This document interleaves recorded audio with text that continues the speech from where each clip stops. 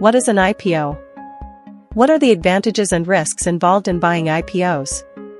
Explained in 2 minutes. Learn what an IPO is, why companies go public, and the advantages and risks for investors. Get simple explanations before buying into an initial public offering. What is an IPO? IPO stands for Initial Public Offering.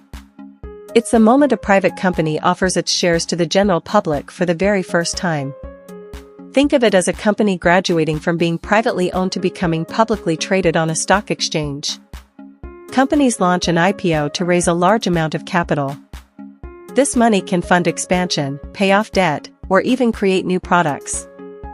For investors, it's a chance to get in on the ground floor of a potentially successful venture. Advantages of buying an IPO. So, why would you want to buy an IPO?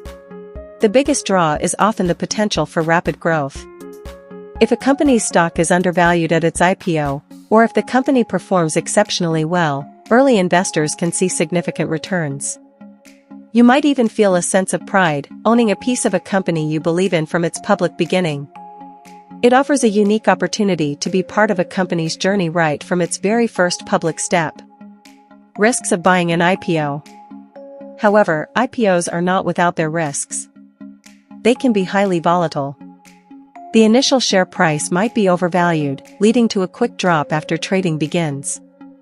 Many new public companies lack a long track record, making it harder to predict their future performance.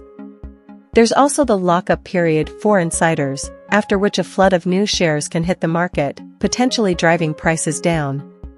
You could lose a substantial portion of your investment if the company doesn't meet expectations.